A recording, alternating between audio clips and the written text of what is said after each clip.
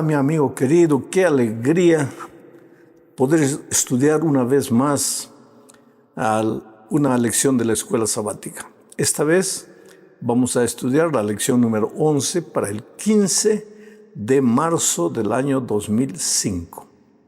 El título de la lección es ¿Qué más pude hacer? Y el propósito de la lección es mostrar que Dios hizo todo lo que podía haber hecho para salvar al ser humano. Pero Dios respeta la libertad individual de cada uno. No puede obligarnos a ser salvos.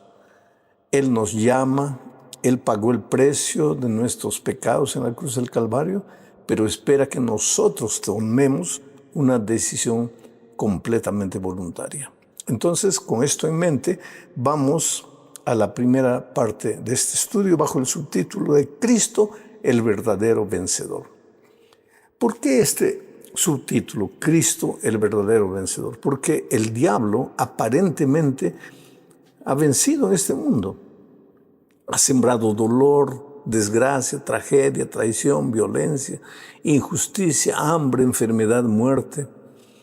Y aun cuando tú te entregas al Señor Jesucristo y cuando vives con Él una vida de comunión permanente, eres tocado muchas veces por las desgracias, por las tragedias de esta vida.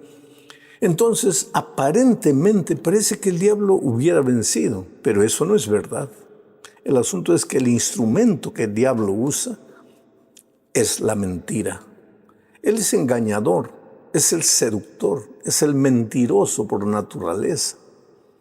Y entonces desfigura el carácter de Dios. Él siembra el dolor, el pánico, la miseria, la tragedia en esta vida y te hace creer de alguna manera que estás sufriendo porque Dios es malo, porque Dios te está castigando, porque tú has hecho algo indebido y ahora estás recibiendo el castigo divino. Eso es lo que Él quiere. Y muchas veces, pues, los seres humanos le creemos. Pero la verdad es que Dios es amor. Y cuando decimos que Dios también es justicia, ya lo hemos explicado muchas veces, vamos a continuar hablando de este tema en las próximas lecciones. Cuando decimos que muchas veces Dios es justicia también, no es que el amor de Dios está contra su justicia, sino que el amor de Dios es su justicia. La justicia de Dios, y si queremos llamarle como algunos escritores bíblicos le llaman la ira de Dios, es la reacción de un Dios de amor hacia el pecado que te hace sufrir. Pero vamos a leer un texto bíblico para entender mejor esto. Juan capítulo 18, versículo 37. Este es un diálogo entre Cristo y Pilato, ya cerca de la crucifixión de Jesús. Mira lo que dice el texto. Le dijo entonces Pilato, ¿luego eres tú rey? Respondió Jesús, tú dices que yo soy rey. Yo para esto he nacido y para esto he venido al mundo, para dar testimonio de la verdad. Todo aquel que es de la verdad oye mi voz. La esencia de este texto es para qué Jesús vino a este mundo. Para testificar de la verdad, para probar que la verdad es verdad. Para esto he venido al mundo. Y más adelante vamos a ver que el propio Señor Jesús dice que vino al mundo para destruir las obras del diablo. Vuelvo a repetir, el diablo es el padre de la mentira. Y a través de la mentira quiere desfigurar el carácter de Dios. Quiere hacerte creer que Dios es el culpable de todo lo malo que existe en este mundo. El diablo te trae dolor, te trae sufrimiento, como a Job, y después quiere que maldigas a Dios. Job venció en esta prueba. Tú y yo todos los días estamos en este drama de los siglos, en la lucha entre el bien y el mal, entre Cristo y Satanás. Tal vez en este momento estás sufriendo un dolor terrible en tu vida. Vamos a imaginar un cuadro triste, pero real, que sucede muchas veces. Acabas de perder a un hijo de 4, 5, 10 años de edad. ¿Qué culpa tenía ese niño para morir? No murió porque tuviese culpa. Pero el diablo viene y te hace creer, Dios es injusto, porque si Dios fuese amor, hubiera curado a tu hijo. Como Dios permite que un niño de 8 años muera, Dios es malo. Entonces, ¿por qué tú quieres seguir a Dios? ¿Por qué quieres servir a Dios? No, olvídate de Dios. Él no se preocupa por ti porque tú tienes que estar leyendo la Biblia, yendo a la iglesia, queriendo adorar a Dios. ¿A qué tipo de Dios? ¿A ese Dios malo, injusto, que no fue capaz de sanar a tu hijo? Ahora, mira la astucia del diablo. Es Él el que hizo todo. Es Él el que trajo el dolor, la enfermedad. Ahora te quiere hacer creer que todo eso viene de Dios. Peor todavía, que viene de Dios porque tú te has portado mal. Tal vez tu hijo no, pero tú te has portado mal. Y hay mucha gente que anda cargado de un complejo de culpa innecesario. Pero Jesús dijo, he venido a este mundo para desenmascarar al diablo, para dar testimonio de la verdad, porque la mejor manera de derrotar a la mentira es con la exposición de la verdad. Vamos a la segunda parte de este estudio bajo el subtítulo, Él, Jesucristo, es el justo y es el que justifica. Ahora, yo te hago una pregunta. ¿Por qué solo Jesús es capaz de justificar al ser humano? ¿Por qué solo Jesús es capaz de justificar al ser humano? Porque, querido, mira, hay que entender este asunto antes de leer el texto. Jesús es Dios. Uno con el Padre, con el Espíritu Santo. El hombre estaba perdido y condenado a muerte por causa de su pecado. Llámese Adán y Eva, llámese Alejandro Bullón, llámese lo que sea. El ser humano estaba condenado a muerte por causa de su pecado. Pero entonces, ¿qué hace Jesús? Él viene a este mundo, se hace un ser humano y vive como ser humano. Nosotros todos merecíamos morir porque la paga del pecado es la muerte. Todos habíamos pecado y estábamos destituidos de la gloria de Dios. Un ángel no podría morir en favor del hombre porque un ángel es un ser creado, no tiene vida en sí propio, tiene una vida dependiente de Dios. Otro ser humano tampoco podría morir por el pecador. ¿Por qué? Porque otro ser humano, por más bueno que pretenda ser, es un ser humano pecador y merece también la muerte.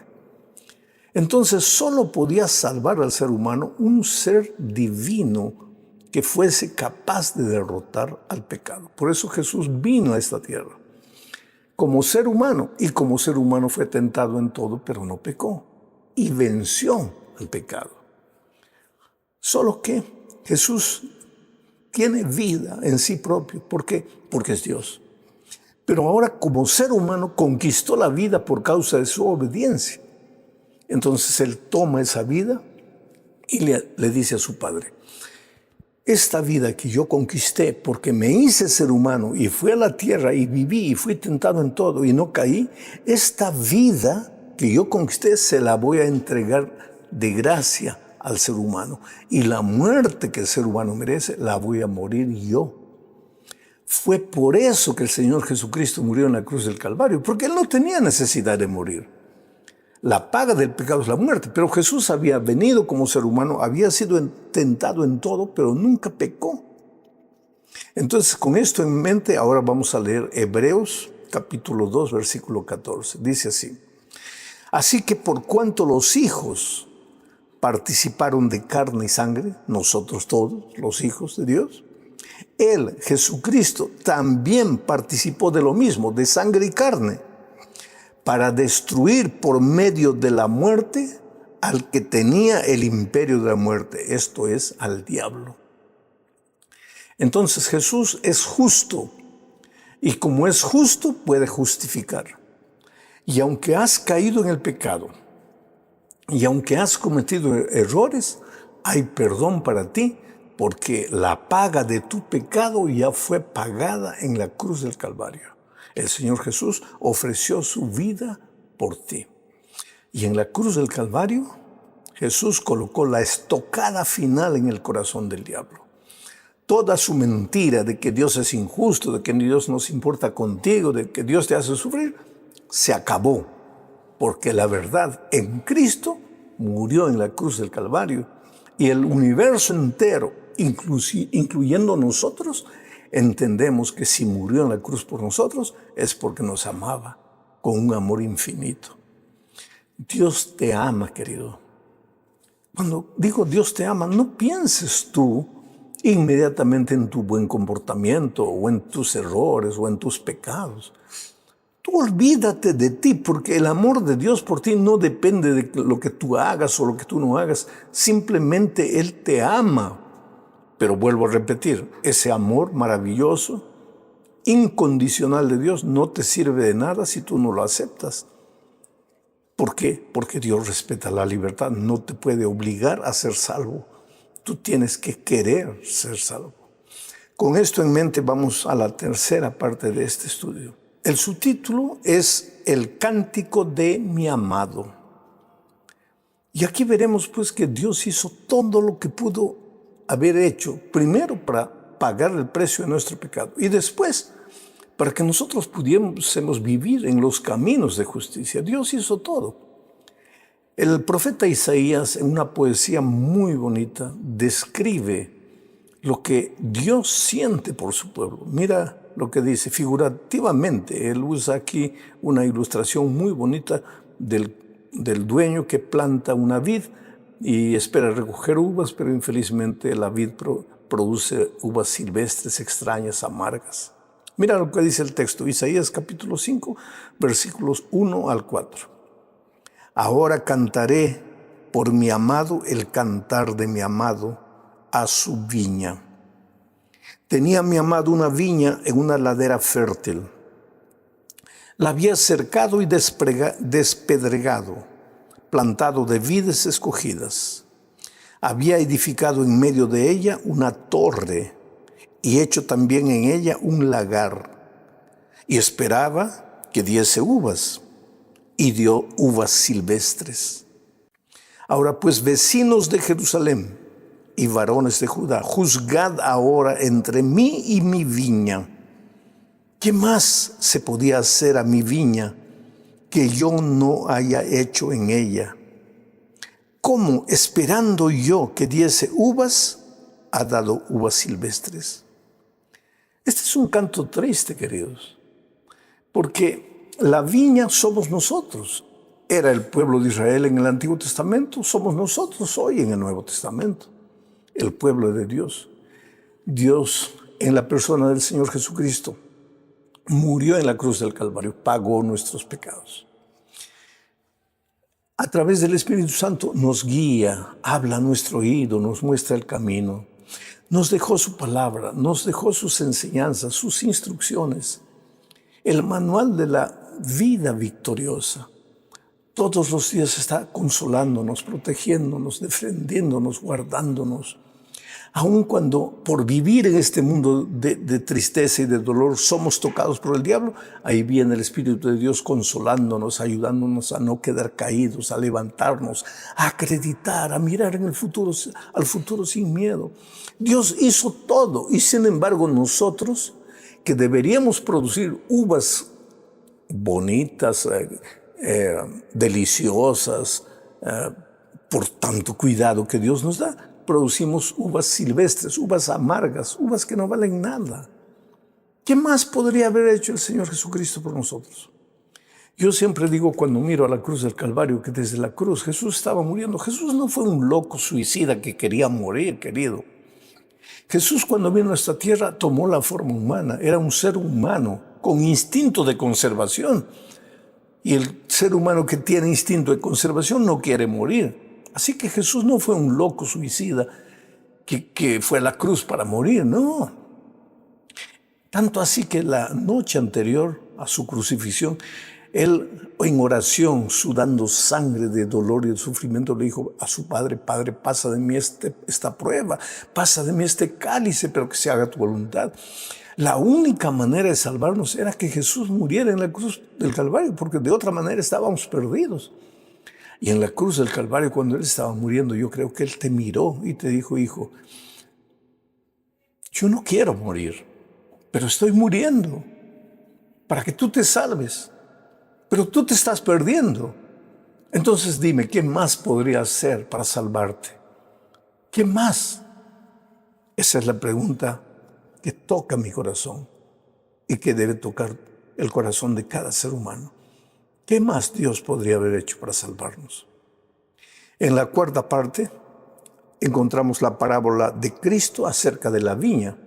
Y aquí veremos que Jesús completa el cuadro que Isaías pintó y que yo acabo de leer. Mira lo que Jesús en el Nuevo Testamento habla acerca de la viña, acerca de su pueblo. Mateos capítulo 21, versículo 33 dice: Oíd otra parábola. Hubo un hombre, padre de familia, el cual plantó una viña, la cercó de vallado, cavó en ella un lagar, edificó una torre y la arrendó a unos labradores y se fue lejos. Esos labradores éramos nosotros. El Señor Jesús nos confió la vida. Ahora, esta parábola, si la seguimos leyendo, y te aconsejo que leas, porque ya te he dicho muchas veces, esos comentarios de la lección son comentarios, no es una sustitución a tu estudio personal de la Biblia. Entonces lee toda la parábola y verás que un tiempo después el padre de familia envió unos siervos para recoger el dinero del alquiler, pero los labradores golpearon, maltrataron a los siervos y los mataron. Un tiempo después, el padre de familia envió otro grupo de siervos y los labradores les dieron el mismo trato. Un tiempo después, el padre de familia dijo: voy a mandar a mi hijo, tal vez respeten a mi hijo. Y envió a su hijo. ¿Y qué hicieron los labradores? Lo mataron. ¿Quiénes eran los labradores? Nosotros. ¿Quién es el hijo mayor? ¿Quiénes son los siervos enviados varias veces? Los profetas. ¿Quién es el hijo que vino? El Señor Jesucristo. ¿Acaso no apedreamos a los profetas en el pasado? ¿Acaso no clavamos al Señor Jesucristo en la cruz del Calvario? Yo siempre cuento la historia de mi madre. Yo era pequeño, mi madre tenía un libro llamado Primeros Pasos, y ahí estaba el cuadro de la crucifixión de Cristo. Y yo le preguntaba a Jesús, Señor, a mi madre: mamá, ¿quiénes son estos? Y ella me decía: estos que están abajo de la cruz, sí. Esos son los malditos soldados que mataron a Cristo. Y yo siempre crecí pensando que habían sido los soldados que mataron a Cristo. No, querido, cuando crecí y necesité perdón, entendí que no fueron los soldados que mataron a Cristo, fui yo. Fueron mis pecados que clavaron a Jesús en la cruz. Cada vez que yo peco y cometo y pido perdón, estoy colocando un martillazo en los clavos que perforan las manos de Cristo. Nosotros clavamos, nosotros somos los labradores malvados. Por eso la pregunta es: hijo, ¿qué más podría haber hecho para salvarte? Hice todo, pero te estás perdiendo. Y ahora llegamos a la última parte de este estudio bajo el título de la vindicación del nombre de Dios. ¿Qué es vindicar? Es justificar. Es hacer justicia con alguien que fue acusado falsamente. Y el Señor Jesucristo fue acusado falsamente. Dios fue acusado falsamente por el diablo. Allá en el cielo se levantó diciendo que Dios era injusto, que había dado una ley que no se podía cumplir y que si alguien transgredía esos principios, Dios lo iba a matar. Mira la astucia del enemigo. Engañó una tercera parte de los ángeles. Y hoy continúa desfigurando el carácter de Dios delante de la humanidad, diciendo que todo el dolor, todo el sufrimiento viene de Dios porque está castigando a la humanidad por su pecado. Pero, querido, en la cruz del Calvario el Señor Jesucristo murió. ¿Tú crees que lo que pasó en la cruz es sabido solo por nosotros que leemos la Biblia? En la cruz del Calvario todos los seres no caídos del universo contemplaron, los ángeles contemplaron, el mismo enemigo de Dios y los ángeles que él engañó contemplaron lo que sucedió en la cruz del Calvario. Y las mentiras del diablo quedaron universalmente expuestos. Ahora mira lo que dice Apocalipsis capítulo 15, versículo 3. Y cantan el cántico de Moisés, siervo de Dios, y el cántico del Cordero. ¿Quiénes cantan? Los redimidos, diciendo: Grandes y maravillosas son tus obras, Señor Dios Todopoderoso. Justos y verdaderos son tus caminos, Rey de los santos. Querido, los redimidos finalmente cuando lleguen al cielo cantarán de júbilo. Señor, eres justo. El diablo te acusó de ser injusto, pero nosotros hemos visto todo lo que has hecho en nuestra vida, lo que has hecho por la humanidad, por la creación. Justo eres en todos tus caminos. Tú eres santo, eres digno de ser alabado por toda la eternidad. Listo. El carácter de Jesús habrá sido vindicado por el cántico de los redimidos y por el testimonio de todas las criaturas no caídas que observaron la traición, la mentira, la injusticia del diablo, las acusaciones del diablo, y ahora contemplaron el amor inmensurable del Padre. Oh, querido, Dios te ama. Si estás sufriendo, no es porque Dios dejó de amarte, ni es necesariamente porque hayas cometido algún pecado. Cuando Jesús estuvo en esta tierra, el Señor vio a un ciego y los discípulos también vieron al ciego y le preguntaron a Jesús: Señor, ¿quién pecó, este o sus padres? Porque tradicionalmente el ser humano piensa así. Si estoy sufriendo, si estoy ciego, si estoy enfermo, es porque he pecado.